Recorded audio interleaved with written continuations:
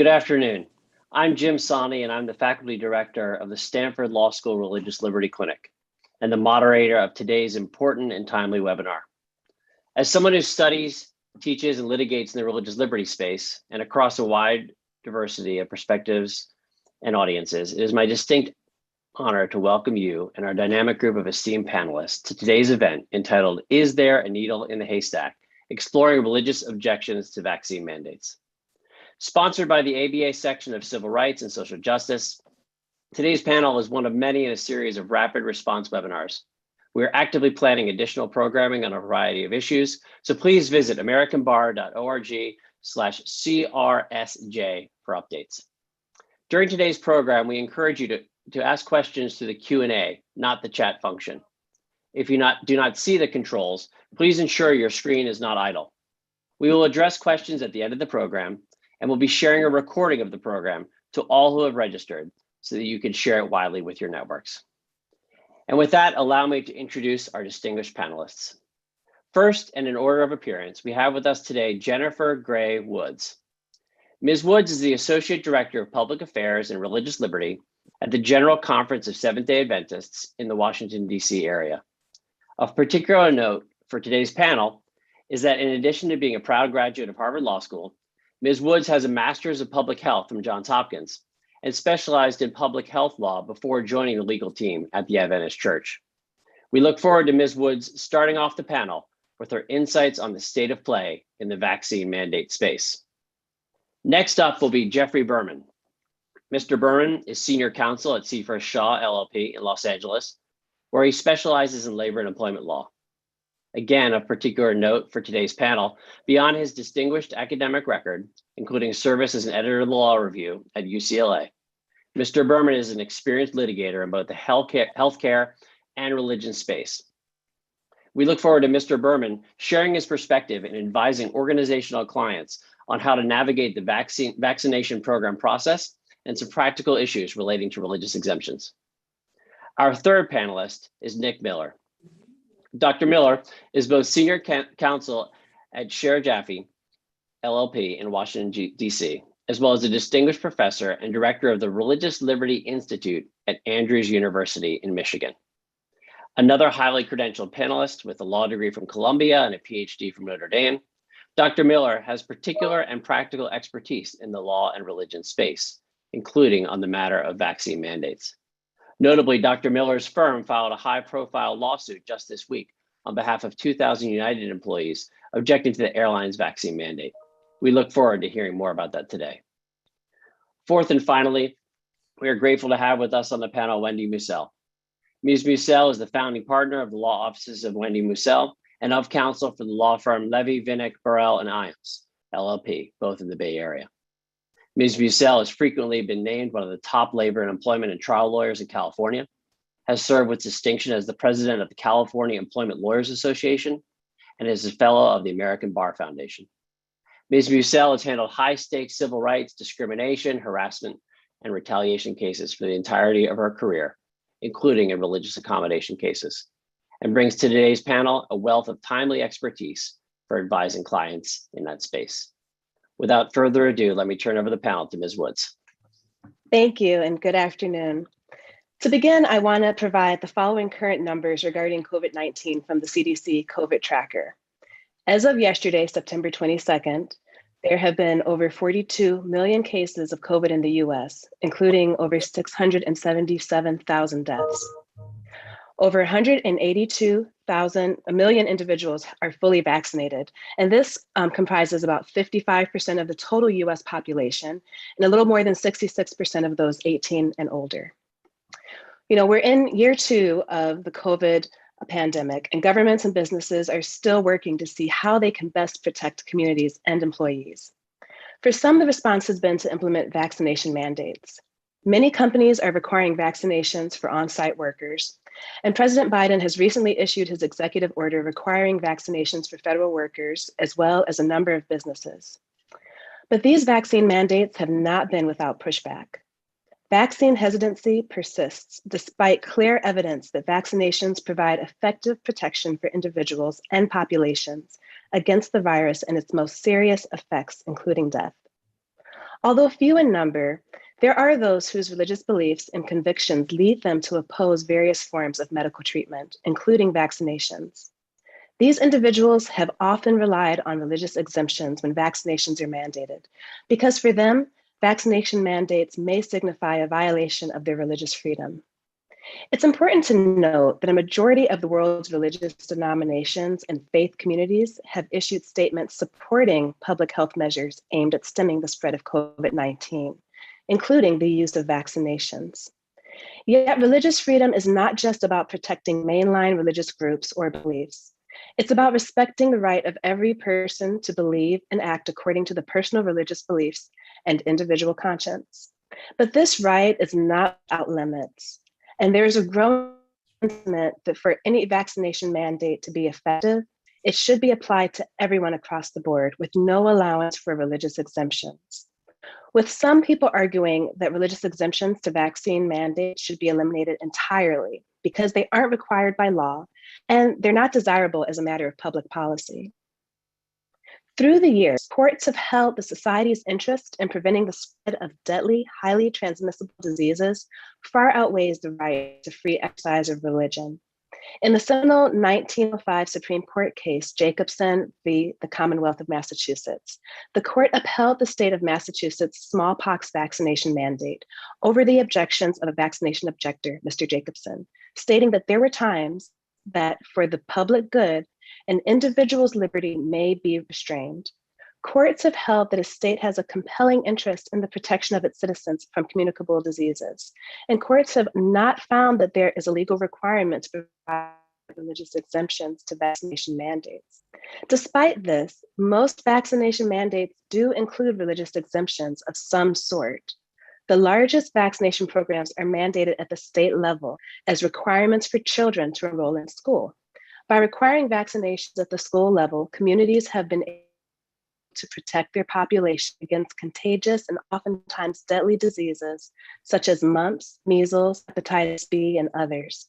This broad community protection is accomplished through reaching herd immunity. While all states mandate certain vaccinations for children to enter school, the vast majority of these states also allow for religious exemptions.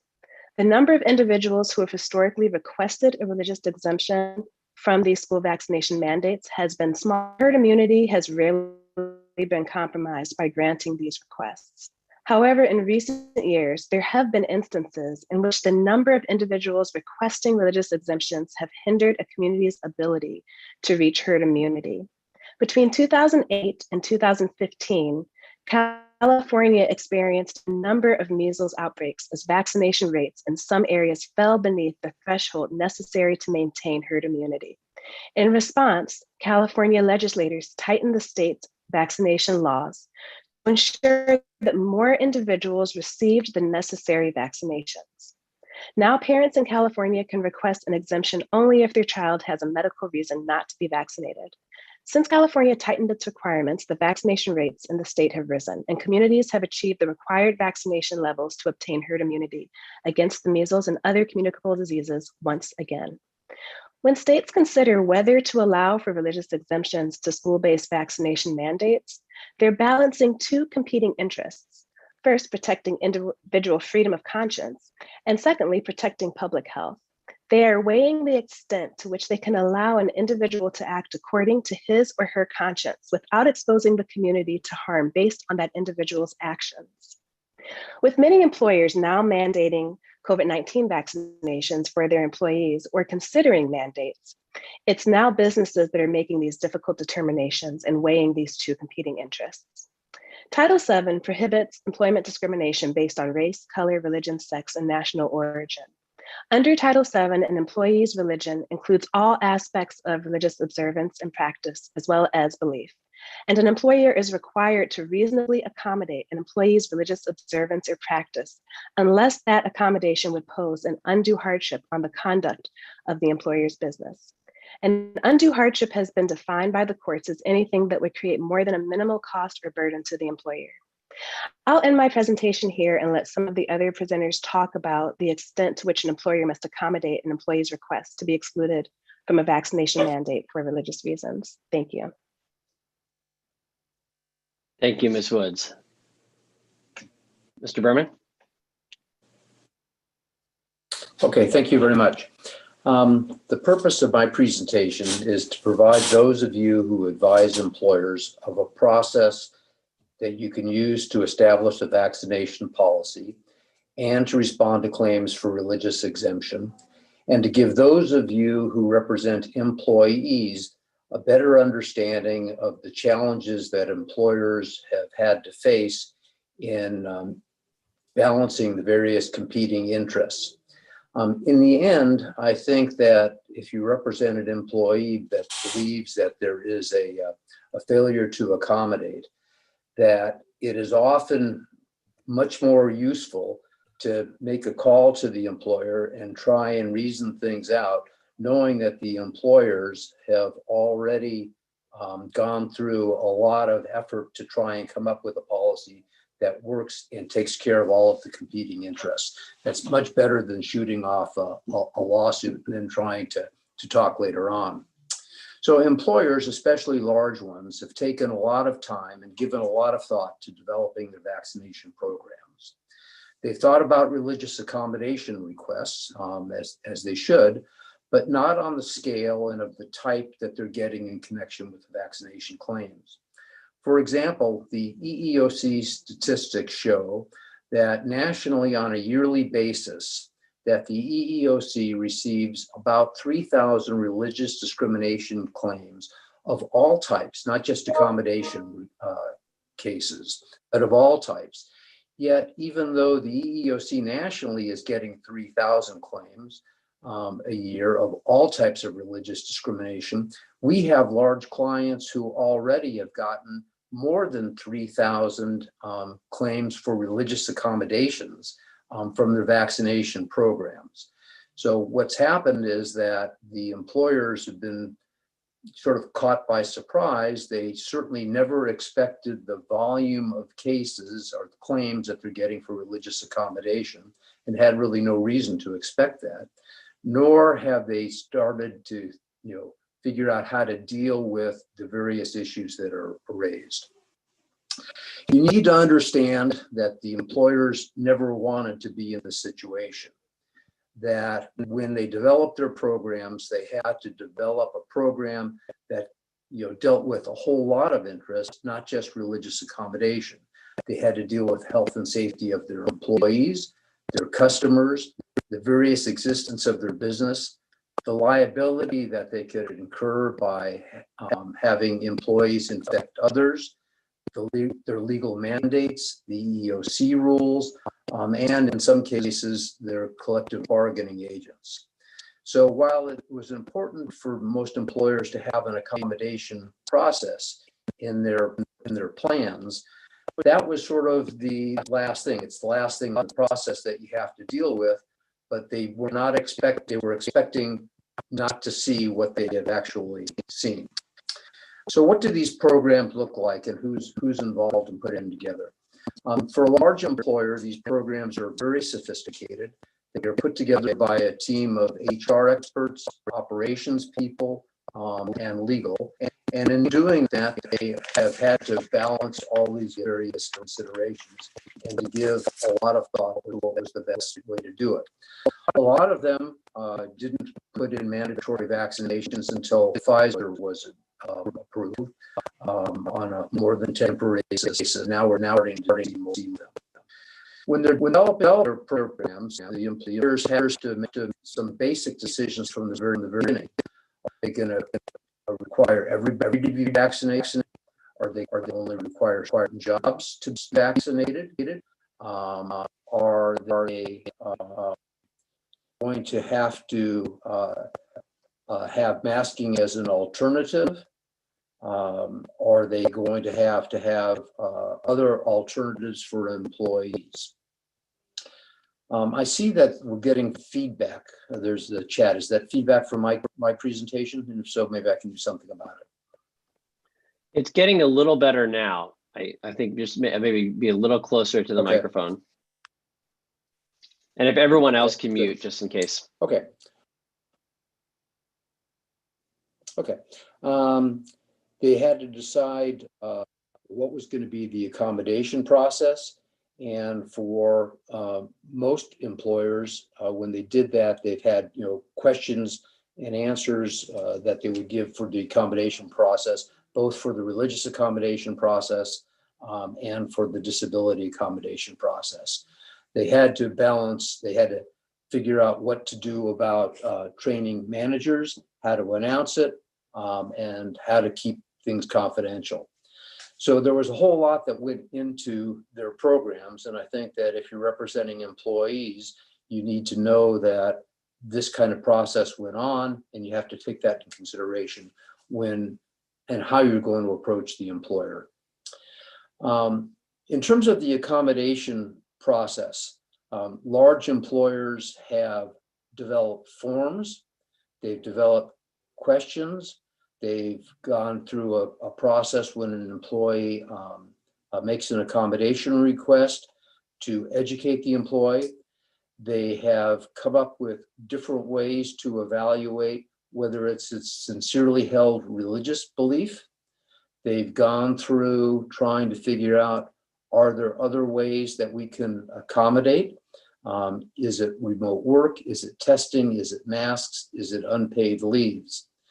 They also should know, as the first speaker pointed out, that when someone asks for religious accommodation, that we're not just looking at what mainstream religions think, as most of the mainstream religions are in favor of vaccination, but you have to look at what the individual's belief is. And first of all, is it religious? Is it something that is just made because they are afraid of a vaccination? Is it political? And there are certain questions that you can ask to determine that. But that's not an easy process. If you look at the case law about religious accommodations, they used to be more straightforward. The typical accommodation process would be from somebody that says, I need to take Easter off, or I need to have Saturday off. And it was pretty easy to figure out whether a religious accommodation was even required. It was easy to figure out whether it was a sincerely held religious belief. That process or those kinds of experiences aren't happening now, in part because of a lack of knowledge of the vaccinations, what they do, what the downsides are, and because this is a very politicized area. I mean, as the panelists spoke about yesterday, what we have is we have certain websites that you can go to. You can pay for letters from clergy. You can, get forms.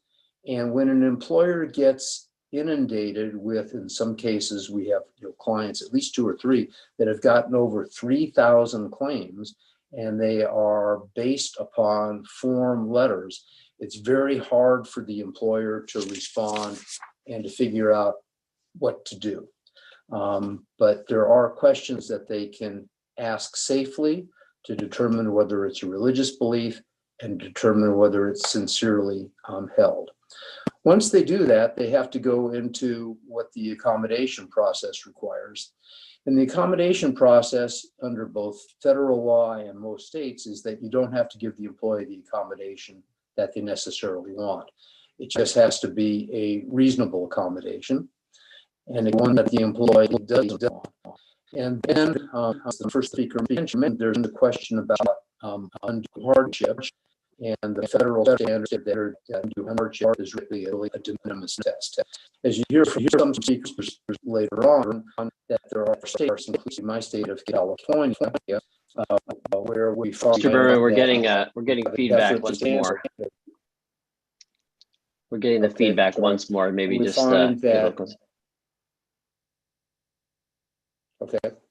where we find that we have a different standard than the federal standard of de minimis.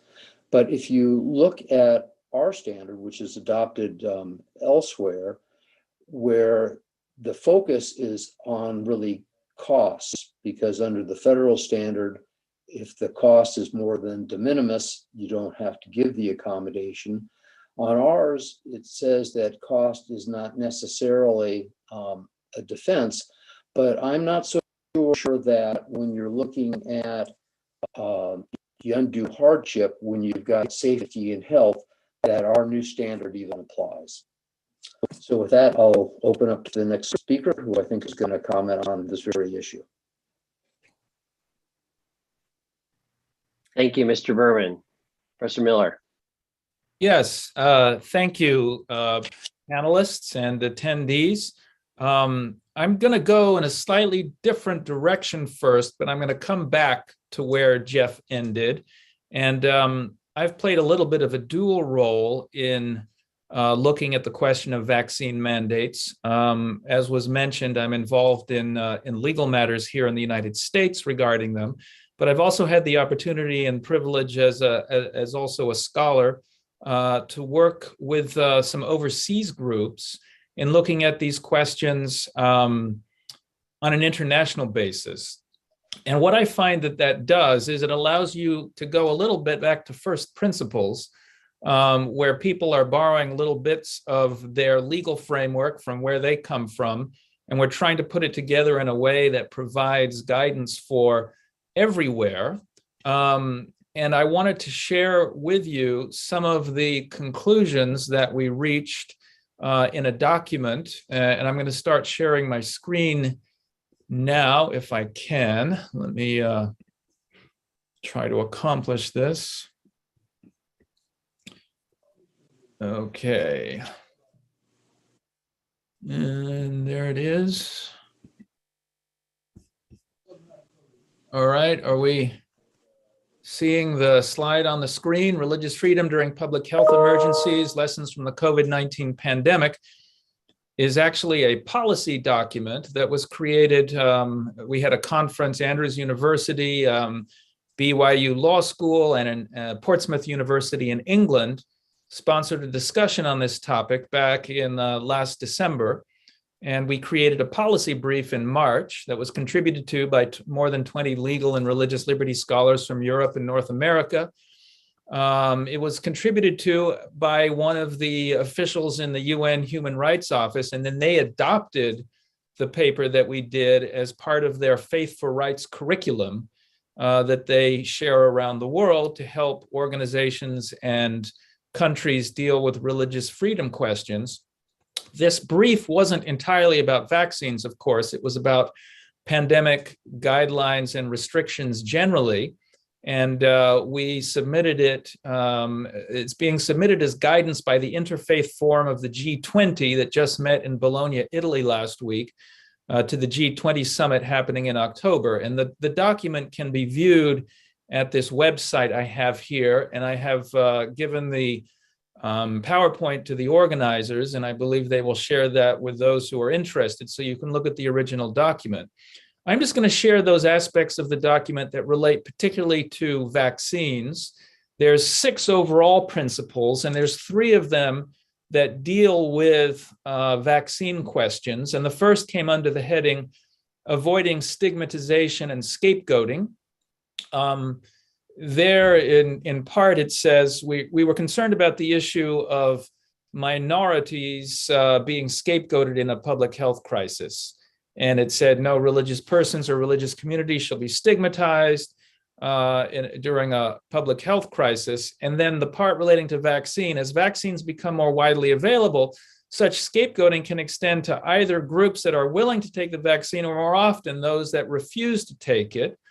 Respect should be extended to both groups, although those refusing the vaccine may be subject to more stringent public health restrictions and limitations, but these restrictions should not be punitive or coercive, but rather protective and care-focused, as justified by scientific public health risk assessment. So we acknowledge that there can be different treatment of those vaccinated and unvaccinated, but the difference in treatment should be justified by scientific measures regarding the health and safety of those persons and others, and not as forms of coercion or punishment for not being willing to play along. The 5th principle was the importance of vaccination and the right to refuse treatment.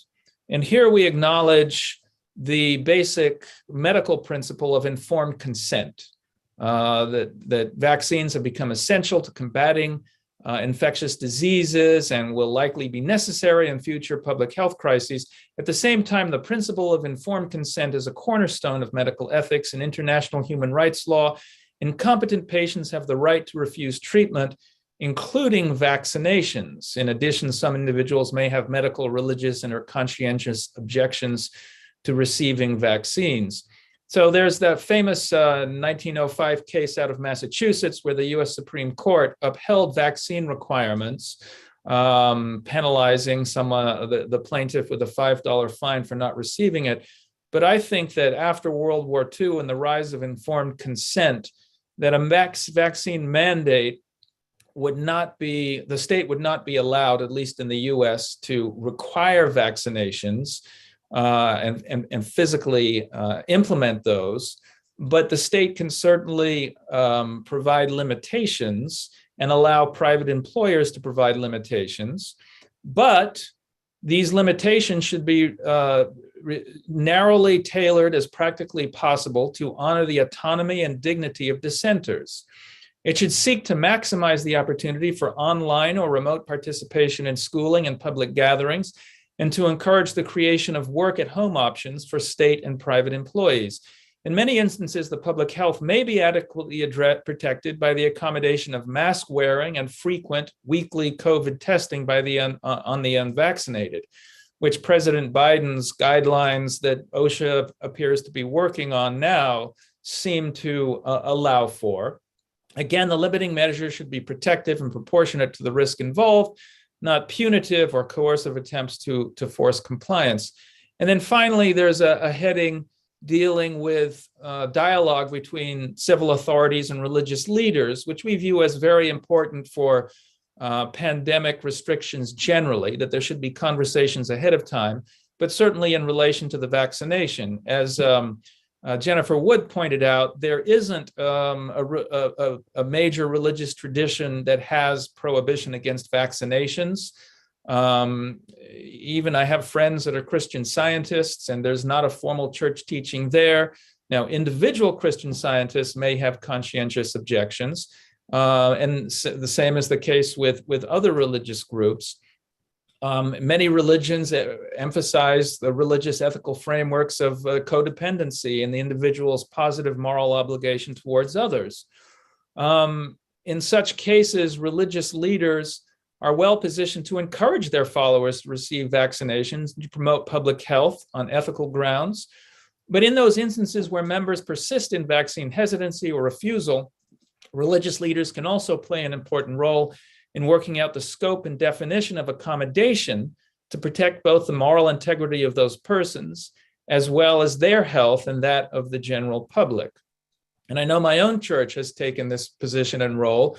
We encourage our members to be vaccinated, but we also will aid them in writing their own letters requesting accommodation, though on their own letterhead, and also insisting that precautions like testing and masking need to take place in such requests. Of course, we can't insist. The member can send whatever they want, but at least we encourage them strongly to do so.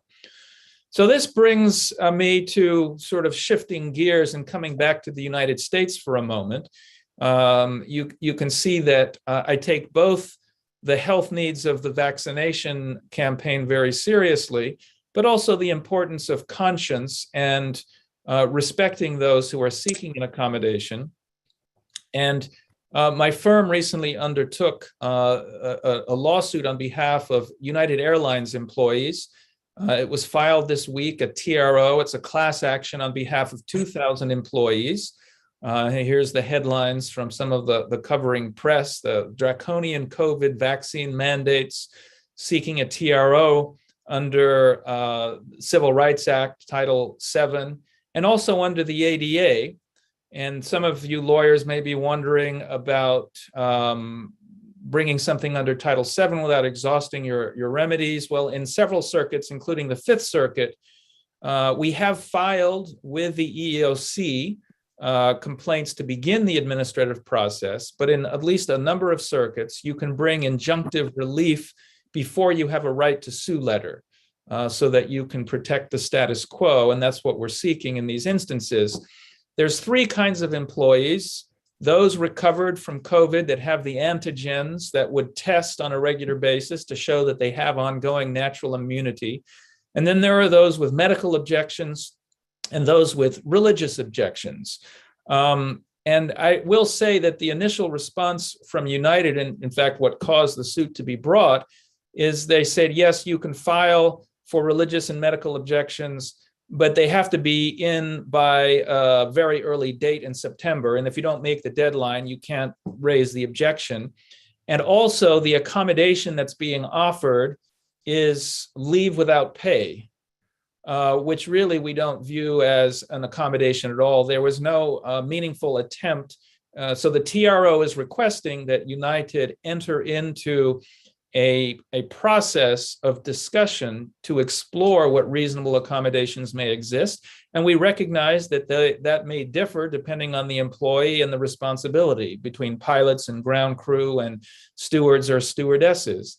But that just to put down a blanket assertion that everyone who's seeking an accommodation will be put on leave without pay. For some people, it was for until the pandemic is over.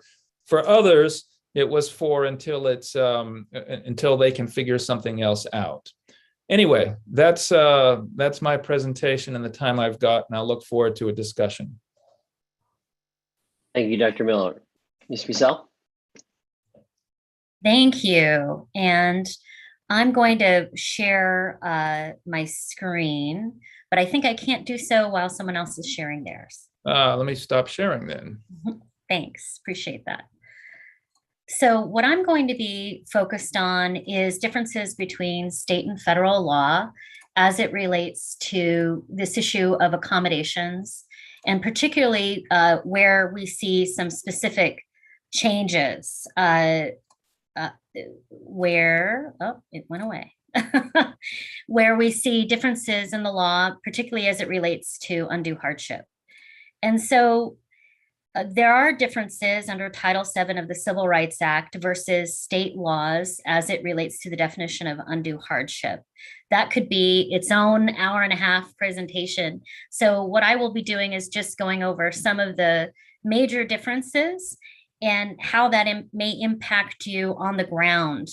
My focus, of course, is I represent workers. And so my perspective of looking at these cases is prosecuting cases regarding religious accommodation requests and how to successfully identify those cases that we think could go the distance, won't create bad law, and also recognize the differences between state and federal law and look at where we might want to bring these cases or not bring them. So where we start is Title VII of the Civil Rights Act of 1964. And the Supreme Court case in 1986, which is up on your screen, indicated that Title VII's objective is to eliminate the conflict between employment requirements and religious practices. Often we may see this in other contexts, such as Sabbath accommodation requests or religious dress. Here, of course, it's vaccinated or you're not. And so in evaluating that, one of the major areas of play, so to speak, in these cases is the defense of undue hardship and what that means for the employer. And under Title VII, it's undue hardship on the conduct of the employer's business. So I think there's some language there that's important. It's the employer's business, not necessarily the impact on fellow employees feeling disgruntled, so to speak, although of course their health and safety is of utmost importance to the employer as well. And there's a de minimis standard under Title VII for undue hardship. And right here is a quote from the EEOC. They have actually some very helpful materials if you wish to steep yourself a little further in this subject regarding questions and answers related to the issue of religious discrimination and requests for accommodation. And the EEOC describes undue hardship under Title VII as more than de minimis cost or burden. And the EEOC indicates that this is a lower standard for employers to satisfy than the undue hardship burden defense under the Americans with Disabilities Act, which is instead significant difficulty or expense. The EEOC also provides a number of examples of what accommodations could look like.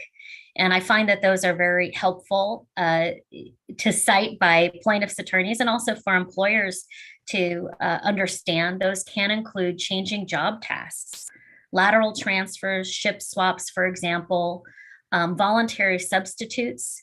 I think all of these areas are also important when evaluating requests for accommodation related to vaccine mandates, because there may be areas with shift swaps or perhaps changing of a job, a lateral transfer, telework, for example, that could address many of the health and safety concerns.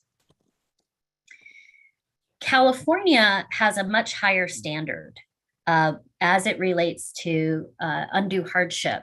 And so if you are in California, you can be, as a plaintiff's attorney, very happy to be practicing here, where we have some of the strongest laws across the nation as it relates to civil rights and religious accommodation. And it was in 2012 that the legislature had amended the Fair Employment and Housing Act, which is California's law, that governs discrimination, harassment, and retaliation based on protected status in the workplace. And when the California legislature had made this change, they had specifically indicated it was to correct certain deficiencies in current law, specifically where courts were putting in the standard of de minimis test when they were evaluating undue hardship defenses. And so, as with every other state, Title VII is the floor. It is not the ceiling. States are entitled, if they wish, to have more protective civil rights laws, and California has elected to do so. Similar standards as California are New Jersey, Oregon, and then New York City. So when you're evaluating these claims, both as an employer as well as an advocate for workers, you really should look at what the laws of the state that you're in. Are they more protective than Title VII? And frankly, local regulations. I know here in the Bay Area, I often can find Berkeley, for example, or LA regulations can be more protective on many areas, not just religious accommodations. Now, what does undue hardship mean in California law? It's significant difficulty or expense. Some of the areas that I think are really important for employers to understand is this must be concrete, non-speculative, and individualized. So across the board, you must be vaccinated without looking at this on an individual basis. I don't think we'll cut it as a matter of law, but it depends, of course, on how your judge evaluates the case. So for example, if someone is teleworking and has been teleworking for the last 10 years, doesn't go into the office, that claim is going to be evaluated differently than, let's say, emergency room doctor who is having access to critically ill patients. So those are obviously very different scenarios. And that is why it's really important to look at the individualized assessment. Under California law, additionally, there's 5 factors in order to determine the significant difficulty or expense, which is the nature and cost of the accommodation, the financial resources of the entity, as well as overall size of the business with respect to the number of employees, the type and location, the type of operations, including the composition, structure, and functions of the employer's workforce, as well as geographic separateness, administrative or fiscal relationship. And there's a wealth of case law which talks about these factors, but it is all 5 factors. So for employers who are evaluating these cases, as well as employee advocates who bring them, this is where I think a lot of the play in these cases comes down to. Now, there's other questions about, should I take this case? And as an advocate for employees for over 20 years, I think that vaccine cases are complicated in this area. Some of the concerns that I personally have is making bad law as it relates to undue hardship and sincerity of your religious beliefs. As other speakers have raised, there have been concerns and reports about letters being obtained. I haven't had anyone call me to say I paid $25 for a letter. I've only had individuals call me who really do have sincerely held religious beliefs that have been that they've held for many, many years. However, I understand that that's a trend that's being reported on. I think for those of us who are evaluating these cases, this is an area we really do need to look under the hood and focus on. What is the basis of the sincerely held religious belief? How long has the individual held that belief? How have they demonstrated that they've held that belief? Do they have a letter from their pastor or their religious advisor indicating that that belief is consistent? And so this is an area in case law that was a gimme previously, meaning employers really didn't ask a whole lot of questions about a sincerely held religious belief. The employee would simply assert it, indicate that they were a member of X religion and our belief is X, and therefore I wish for this accommodation. And there really wasn't a lot of back and forth about that. I think when it comes to vaccine mandates, that's going to be a big issue. And I think there's a risk for those of us who are worker advocates that there could be changes in the law if we're not carefully vetting these cases. Similarly, with what was raised by Jeffrey and with Jennifer about what efforts have been taken by the employer in order to accommodate employees and how reasonable those have been, how thoughtful they have been, and whether they're taking into account an individualized basis. So the difference between someone who's teleworking versus someone who has regular contact with the public, those are going to be different evaluations. And so I encourage those of us who represent workers to really think long and hard and make sure that we're bringing those cases that are righteous and that are likely to make good law. Thank you, Ms. Fussell. Thank you to all of our panelists. I think we have a great group today, and Ms. Woods for setting us up with an excellent overview, Mr. Berman for your insights on finding solutions and respecting the dynamics on all sides, Dr. Miller, first principles and best practices guidance, and then of course, Ms. Fussell with your insights on practical advice for advocates and the law on the ground. I want to start with a question that got a lot of attention in the chat, and I think Ms. Fussell, you touched on it in your closing remarks about evaluating these cases. But it's a question I get all the time in terms of what are the parameters or what are the best practices for inquiring into employee sincerity? There are a lot of objections going around. Some, get more traction than others. How does an employer figure out, or how does a lawyer seeking to represent an employee figure out whether or not there is a sincerely held religious belief, which is the premise upon which most of these religious liberty protections, at least, flow from? While I don't represent employers, I can say from a worker advocate side, you have to be really careful of the language that you use when you're inquiring in this area. If bias is indicated, just a hostility to religion in general or religious practices in general, I would look at that as direct evidence of discrimination. So while certainly an employer has a right to ask questions about this, I would just encourage them to do it as respectfully as possible and to be careful of the type of language that they utilize. One thing I would add to that is, at least in the context of This is exemptions dealing with vaccinations. We received a list of some questions that some employers have asked. And I think that some of the ones that are meaningful are whether the employee has taken other vaccinations and other medications, and to see if the employer says yes, if the employee says yes to that, why they're willing to take those vaccinations and not COVID-19 when they, and often many cases are grown in this with the same cell lines derived from fetuses that, you know, these other vaccinations are also derived from. So it's kind of parsing out, okay, is this specific to COVID-19, or is this an objection to vaccinations in general and medications in general? That's one, I think that's one way of asking the question without doing it in a discriminatory manner. We've, In terms of the, sorry, please go ahead, Mr. Byrne. Yeah, we've put together some guidelines for clients, which generally, agreeing with Wendy, say that you need to be respectful, and also that you need to watch out what you're asking and how you're asking it, because you can get yourself in trouble. But we think that there's a wide range of questions that you can ask.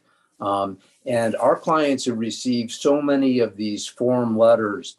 I'm going to call them, you know, my body is my temple letters, the mark of the beast letters, that we've put together questions and answers for clients on each of these things that you can ask. But essentially what we're doing is we're suggesting open-ended questions that are non-confrontational. And a lot of times it turns out that it's really a matter of education. And by asking open-ended questions and engaging in a fair dialogue, you can find out that, you know, maybe it's not religious.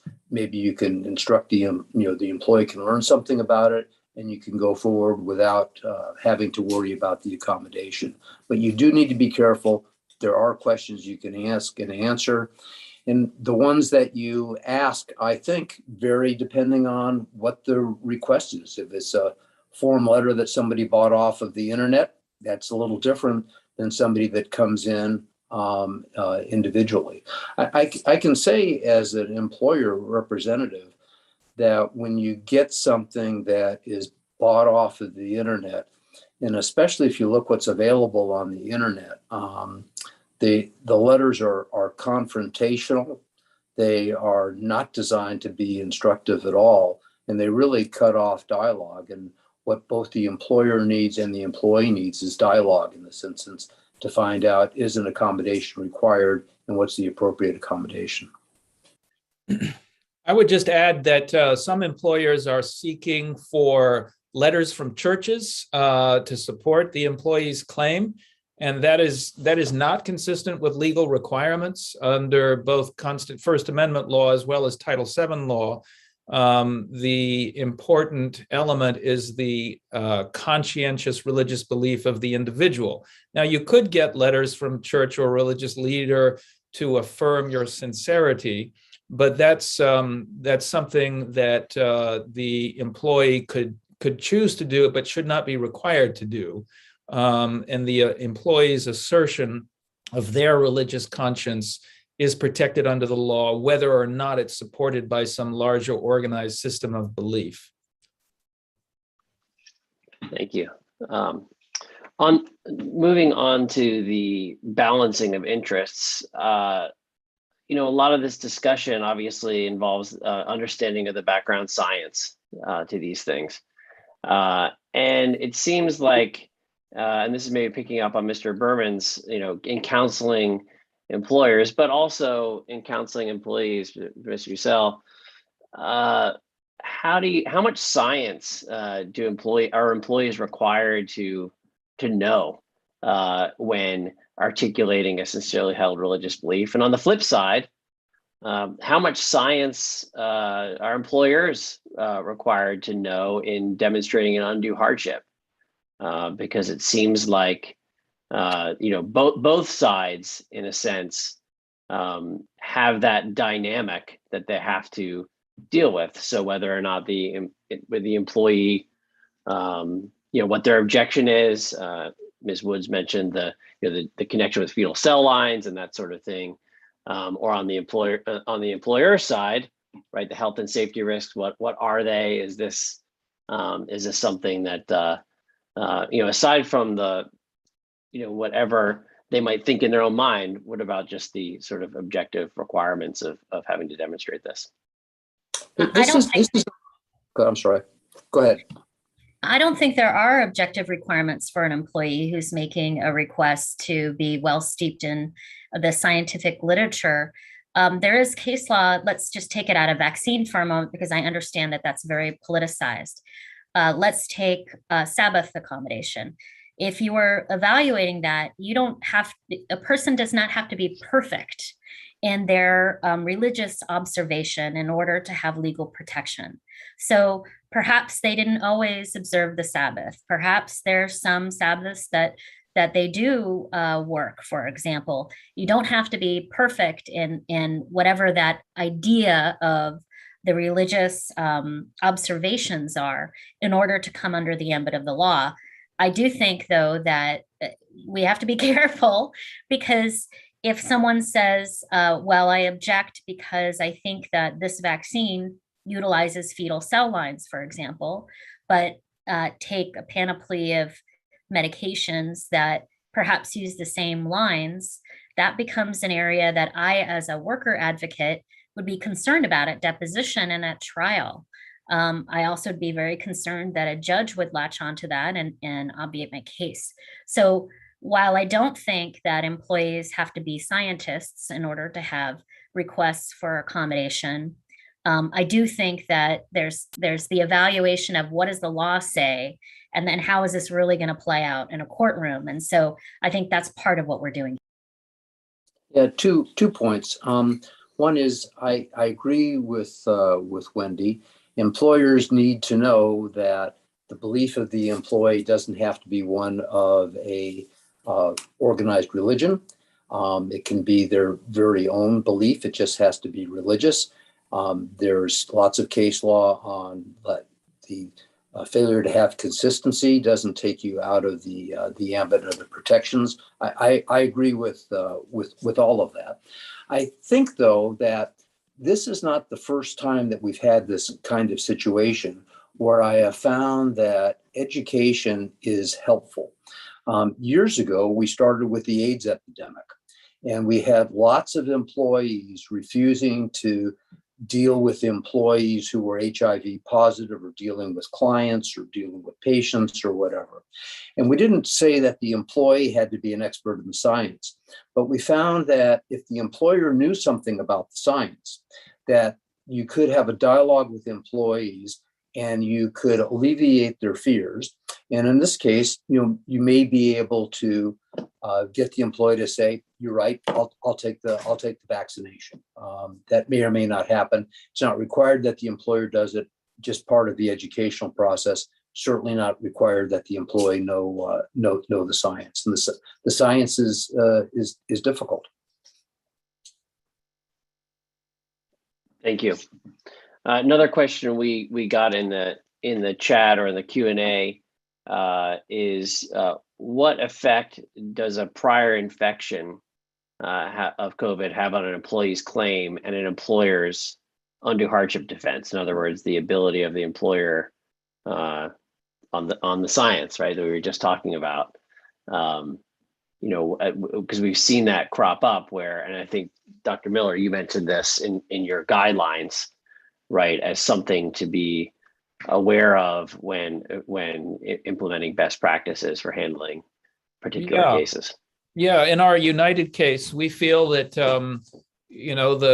the kind of accommodation is going to differ depending on the factual circumstances. And if you have employees that have natural immunity that can be tested for antibodies, and those antibodies are as effective as an immunization, and the employee is willing to take a test from time to time to show that his or her antigen levels are sufficiently high, then we believe that should be an adequate accommodation. So yeah, it's going to impact the kind of accommodation we're looking for and we think is adequate. And just to add to that, I would say that the one thing to keep in mind with with antibodies for COVID-19 is that we just don't know how long they last. And so I think that Nick mentioned a good point of getting testing to make sure that they're still at the level needed to grant immunity for the individual. Yeah, we think that would need to be part of a reasonable accommodation, a willingness to test. We're not going to take cases for people that don't want to be immunized or vaccinated, and they don't want to do anything else either, right? This is a pandemic. People are dying. There needs to be distancing and masking and testing. And we think, though, that sometimes those things can provide an accommodation that keeps everyone safe. Speaking of those other concerns, and to pick up, I think, Ms. Bucel, you mentioned the line of cases about other employees and the concern about the effect on other employees. Obviously, there's the scientific dimension to that, but what's the line? Because even if you do these other things that Ms. Woods and Dr. Miller were just talking about, that may be all well and good with a particular claimant, but what about an employer's concern of, yes, but the other employees will strike or will have some sort of concern that whether scientifically accurate or not is an issue for an employer to have to manage. Those are valid concerns. And this is why I think it's so important to do an individualized assessment. Because again, if you have an employee who is working at a remote location with very little contact with others, that's a certain kind of case where that person may be able to do testing before coming in contact with others, may be able to mask. Whereas if you have folks who are working side by side on an assembly line, that may raise other health and safety issues. And so I think that's where employers, when they are doing an individualized assessment, need to really see, is this an overblown safety concern in certain ways, or do I have something on the ground I need to worry about? I also think that collectively represented employees, it's an issue. You do have to look at the collective bargaining agreement or memorandum of understanding and see if there's provisions that specifically, not just generally you have a collective bargaining agreement, but that there's specific provisions within those agreements that have an applicability. It could be that actually the collective bargaining agreement will help you. So I wouldn't assume that simply because an individual is in a unionized workplace that it wouldn't assist in one way or the other.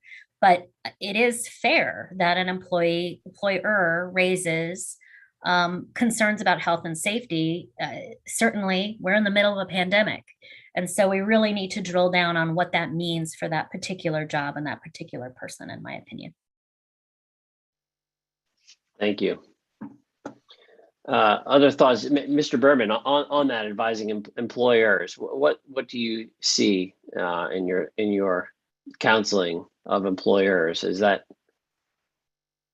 a common concern that they have in terms of, just aside from the science, just the whether you want to categorize it as grumbling or more, just in terms of managing a workforce? The workforce has not been a problem like it was in the AIDS epidemic. We've not had much employee pushback there.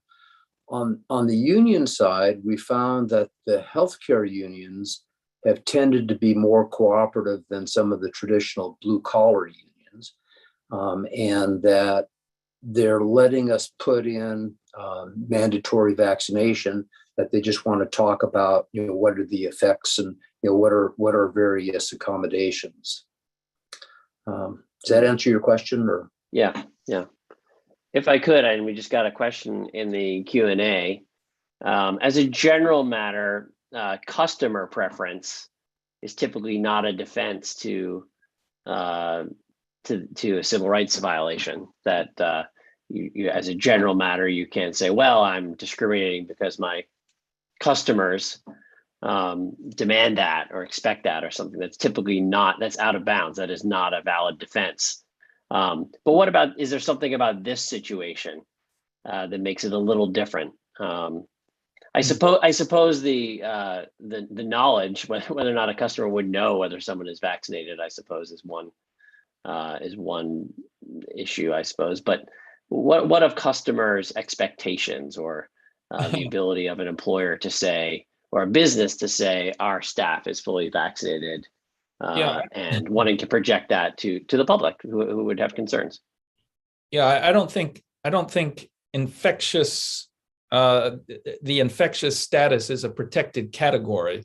I mean, in other words, if you have customers that want to be served by white people or black people or men or women, then those are protected categories, and you can't make your customers' biases your own in violation of the law. But I think this is a different matter where you're trying to keep your customers safe, and there's no protected category of pandemic spreaders or potential infectious persons. So I think that the question of customer safety is quite different than the question of customer bias or customer preference. And I do think that it's certainly a hardship on a business to unnecessarily expose their clients to dangerous and loathsome diseases if you can avoid it. And it could be the basis of liability against you if you don't take reasonable precautions against that. So I think it's two very different cases. Thank you. Stepping back, and this is going to Ms. Wood's discussion of the law and the history, the evolution of the law. What are the practical and legal differences in the types of exemptions we're talking about? So, Ms. Woods, you mentioned California in the face of measles, a measles outbreak several years ago, adjusted its or limited its exemption for, I believe it was both religious and secular, and conscience more generally, to now just being medical. But what of those distinctions, but whether as a practical or a legal matter, what impact do they have to this space? So generally, there are three different kinds of exemptions that states have granted for mandates. The one is medical exemptions, and every state has medical exemption, a medical-based exemption. Then there are religious exemptions, and then there's also the more general, just philosophical exemption. And so between the religious and philosophical, most states have that. But as I said before, California, New York, and Mississippi, and a few other states, they have done away with the non-medical exemptions for vaccinations.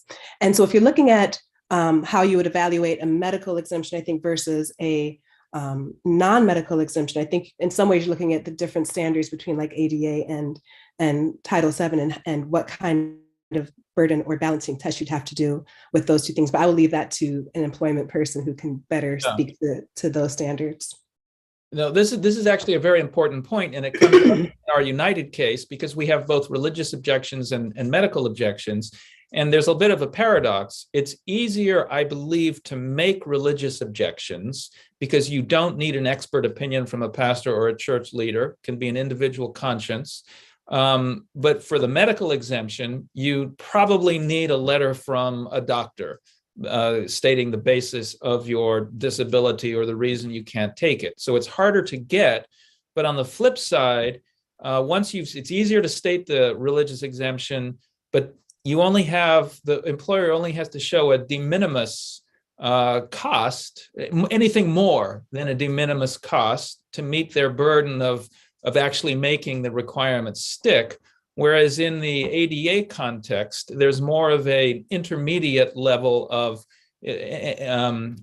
how would you put it, Wendy or Jeff? I'm more familiar with the Title VII, but I know that the ADA has a higher threshold, a higher burden that the employer must meet to not have to take the accommodation, more than a Significant difficulty or expense, I think. Yes, that's it. Significant difficulty or expense. So going in, you may, it's easier to meet the religious threshold, but then harder to get over the line, harder to meet the medical threshold, but then once you get there, easier to get over the line. But remember, in the accommodations in this case, money, which is the difference between the de minimis standard and the California standard, is generally not the issue. The issue is really health and safety. Money and the ability to spend more than a de minimis amount only comes in if the accommodation is something where there is potentially a cost, like paying people to test, paying for the test, paying for people to be vaccinated, paying for masks. So generally, dollars, I don't think are going to be the issue. It's going to be health and safety. But would you agree, Jeff, that the employer is probably more likely going to have to pay for the antigen tests in the medical case than they're going to have to pay money for the religious objector? Since I don't know whether that's an issue in the United case, and we're defending the United case, no comment. In California, there's a labor code provision 2802, which indicates that expenses necessarily incurred within the course and scope of your employment have to be borne by the employer. And so the question therefore would become, is this really necessarily incurred within the scope and course of your employment? And so honestly, the California legislature has been thinking about this, I know, through some of the back and forth proposals in this last legislative session about, well, whose burden is it to pay for the testing? Whose burden is it to pay for some of these time off of work, et cetera? And so I think that will be a really interesting area of law for us to all watch.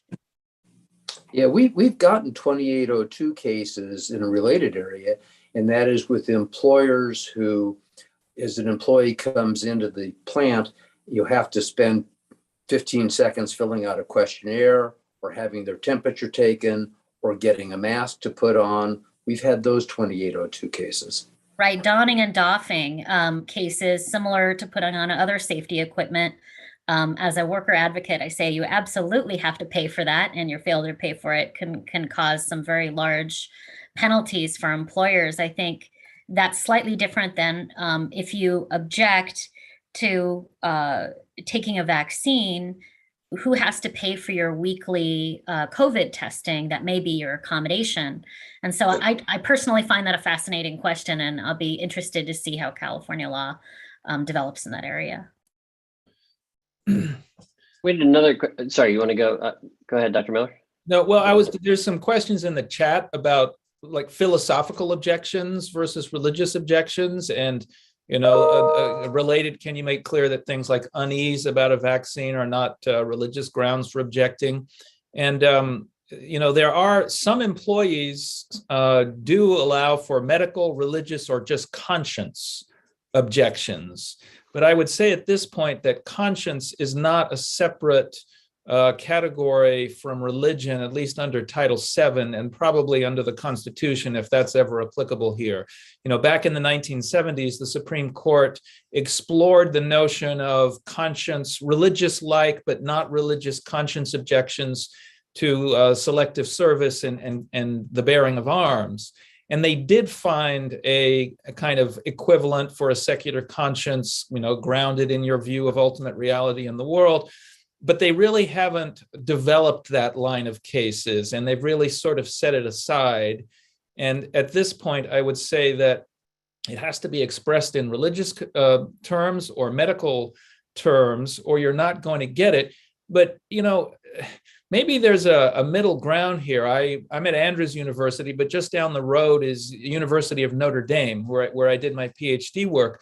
And they've done a vaccine requirement there for their students. But they have fairly generous exemptions. They have both religious, medical, and conscience. And apparently they're not too hard to get. You have to fill out some paperwork, and they're not interrogated, at least my friends at the law school tell me, not that closely. But at the end of the day, they have almost 95% compliance, student vaccine compliance.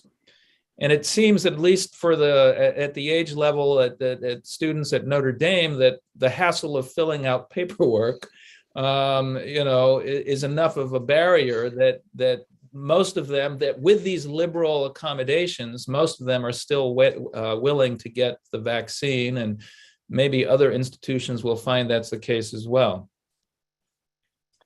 Building off of thank you. Building off of these distinctions between religion, conscience more generally, philosophical, medical, we have a question in the chat about the limit in terms of the Establishment Clause. When does it become a situation where you are favoring a religion? Certainly, as a practical matter, I think commentators have pointed that out as an issue. But just as a legal matter, what's the boundary? If that one has legs, that means that the Title VII position on accommodation and the state law positions on accommodations are out the window. That'd be a pretty extreme position. Yeah. Yeah, I suppose it's the Amos case, right? That essentially, is approving Title VII, and we have Cutter and Lupa context, and and others that talk about play in the joints and Right. Limited protection as an accommodation concept, certainly. Good. What about these other? It was mentioned before. You don't have to give the accommodation that the employee demands, but rather a reasonable accommodation, and that's Ansonia, right? If I'm recalling correctly, right? That this idea that you need to resolve the problem, and as long as you resolve the problem or the conflict, then that works. How would that play out in this scenario, in this setting? So I think the United case, which I'm not in any way affiliated, is a really interesting example of this, where if you're basically saying, go home and we won't pay you, is that really a reasonable accommodation? Is that really functionally providing any accommodation at all? I think it'll be interesting to see how that's resolved. It is true that, generally speaking, that the employer doesn't have to have the preferred accommodation of the employee, but it does have to resolve the issue. So if they say, well, our accommodation is you get one vaccination shot or something, that obviously isn't going to resolve this.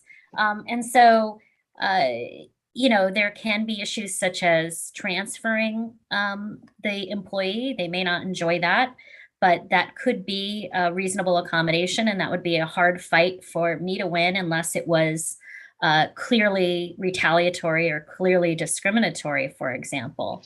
It could be allowing an employee to telework who's allowed to telework or had effectively teleworked previously. So, if there's ways to resolve the conflict, then that's what's legally required. Of course, the preferences of the employee are supposed to be taken into account, but are not determinative. But a good example would be, we represent a lot of hospitals, in addition to airlines, would be in the hospital setting. So maybe what you've got is an employee who works in medical records, and a reasonable accommodation might be remote work. As a matter of fact, that person may have been doing remote work during the pandemic. On the other hand, you have an ICU nurse, and the ICU nurse has to be there with patients, and there's really no place else to put her other than in another medical unit. There, the accommodation may be an unpaid leave. Maybe the only accommodation. I want to go back, we have a few more minutes, to a question that I think is a common one, and I think was touched on earlier in terms of looking at sincerity and whether or not the individual is, whether their beliefs are consistent with the larger religious denomination or organization to which they belong. And we face that issue in a fair amount of our cases in the clinic, and it's right that it's an individual test. That, as a practical matter, it certainly helps as a litigator on behalf of a client to be able to show, external documents or the teachings of a larger religion. It's sufficient, but not necessary under the law. But what about just as a practical matter, Ms. Woods, in your role in the church and others, Mr. Berman, in representing religious organizations, what impact do you think that the official teachings of a religious organization have as a practical matter?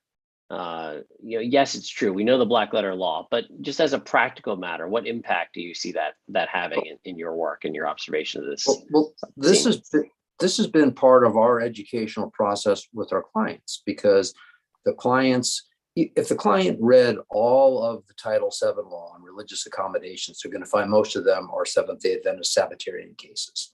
And there you can look to the religion.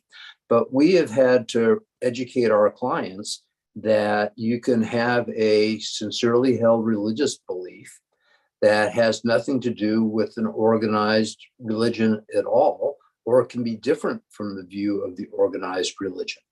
So that's been educational.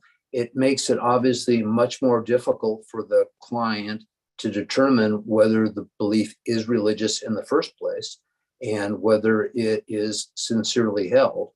And I agree with Nick. We are not recommending that people ask for letters from pastors. We, again, are going with open-ended questions. If you have something that substantiates your religious view and is sincerely held, we'll take it. But we're not asking for things, because if you ask for pastoral letters and people don't have one, then someone's going to bring a claim saying, well, wait a minute, you're discriminating against people who are not part of organized religion. So this is educational issue for us with our clients, just like we're trying to educate all of ourselves on the science. And I will say from the denominational perspective, at least for the Seventh-day Adventist Church, we actually have a statement out on immunizations. And in that statement, we do encourage responsible immunization and vaccination, but we also, in that same statement, say that we are not the conscience of an individual church member. And we recognize individual choices, but if a person chooses not to be immunized, that should not be seen as doctrine of our church. So I think there is even a balancing in, from a church perspective. We do, I think, have a role in educating our members as to some of the benefits of responsible immunization and vaccination, but at the same time, we don't want to ever coerce a member into getting a vaccination if that's against their individual conscience. Thank you. I just want to pick up on Ms. Musel's point about when you are trying to pick good cases, or when you're screening cases. By good, I mean, whether they have the prospect of success in the courts. And maybe just turn this question to everyone. What do you, in looking at these cases these disputes, what impact do you think that they have on Title VII law generally? And in terms of your work, because you each work in this space in terms of helping or representing organizations or individuals, or writing about it, oftentimes, the controversies come along at a given place in time, and they can have it not just in their own set of facts or settings, but also have a broader impact on the law of, say, accommodation or just religious liberty more generally. What's your view on that as you look at the landscape today? Well, for me personally, and I know I'm a part of a number of professional organizations of plaintiff side attorneys and civil rights attorneys, and there's a very healthy discourse, robust discourse. Many firms are not taking these cases because of their own personal beliefs. And some of us are taking these cases, but only those that we feel are extremely solid. And going to your last question, when I'm evaluating cases, I am looking at the sincerely held religious belief and consistency with that individual's religious doctrine. And so if they are not aligned, that's a case I'm unlikely to take, to be honest. So I'm also looking at the development of the law in this area. I would never want to create bad law to make it much harder for religious accommodations to be successfully litigated in the state of California. And so that's another reason why I'm extra careful with these cases. I understand that there's a chilling effect with these sort of extra reviews of these types of cases that I personally perform in my own firm. But I think as a cause lawyer who's has been doing civil rights work my entire career, I'm looking not only for my individual cases, but how those cases are going to impact the law generally and push forward what at least I perceive to be as moving towards justice generally. Sure. Other thoughts on that? I think that makes sense, and maybe it's a counterpoint to that. I'm not sure, but it also is true that in controversial moments, that's when civil rights are, potentially at risk. And so the idea of not that it leads you to one conclusion or another, but at least to be thoughtful, and that's, I think, so much of what this panel today has been about. What about looking forward? How do you think these cases are going to shake out? If you had if you're looking into the future, 3 months, 6 months, or long term, what's your, just sitting here today as observers of, I know it's hard because the science and what's happening is sort of a moving dynamic, but what is your sense of the field? Wouldn't it have to be something like that if an employer acts reasonably and responsibly, that they should win their case because of the importance of health and safety?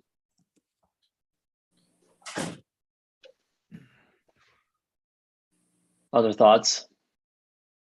What about the courts? What's your view of how amenable they are to these disputes? And So Richard, because we saw in the religious house of worship, we saw, I think, resistance, and then there was, now there's sort of a more balancing. What is your thought on?